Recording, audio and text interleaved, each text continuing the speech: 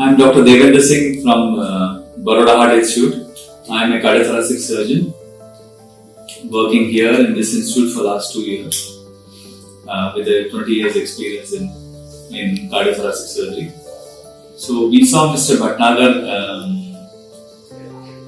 before the admission, and he is basically a lean and frail man, weighing just about 40 kgs, and he had already visited quite a few cardiologists in Baroda and other places including Bombay, and he had been refused surgery at most of the places because his heart function was down to 20%, which means that his heart was very weak and was not able to pump sufficient blood to his body organs.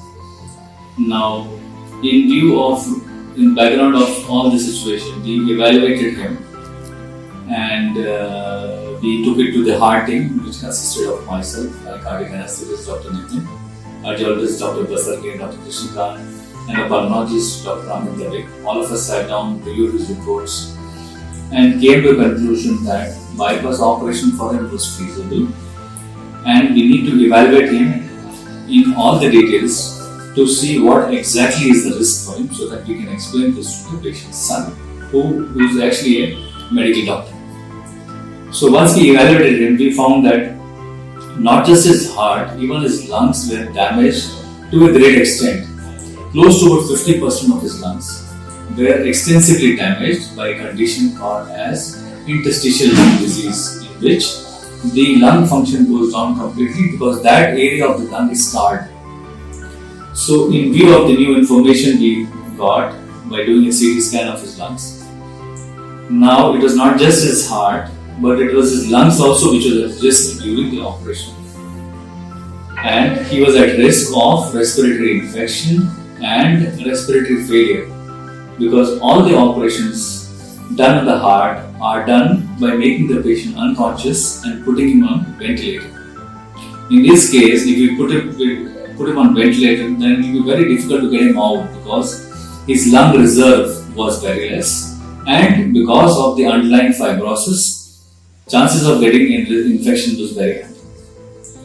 So we discussed in the heart team, and we came to a conclusion that a rare surgery was possible for him, which means we could do an operation on the heart without putting him to sleep and without using the ventilator.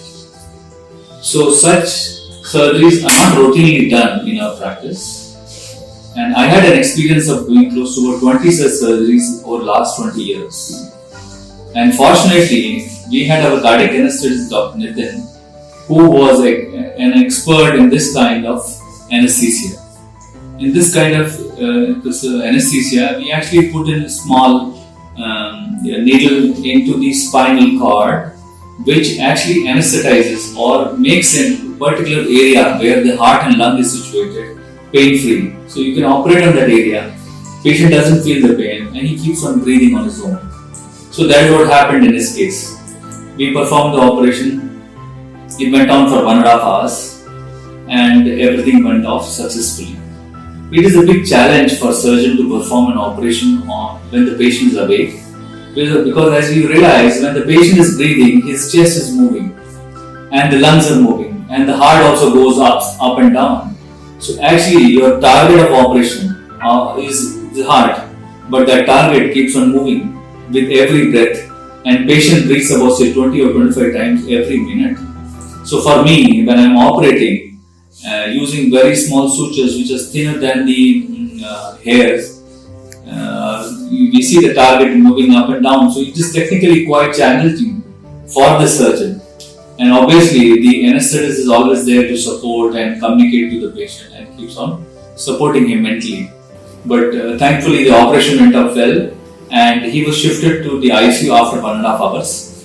And once he was shifted to ICU, he was made to sit up, and he was offered a cup of coffee. And the patient was very, I would say, happy and relieved that his surgery was done, and he didn't really feel what went on for the last 1.5 hours. So he did need some form of the support to his lungs after the surgery, and he remained in the ICU for about 72 hours. And then he was shifted to the room, and he required a lot of respiratory care because of the extensive lung damage he had. And a lot of physiotherapy and respiratory care that went on for about a week's time before we could finally discharge him. And now he is there with us 10 days after discharge. He is doing well and quite comfortable and quite confident and happy that everything is gone well. Thank you.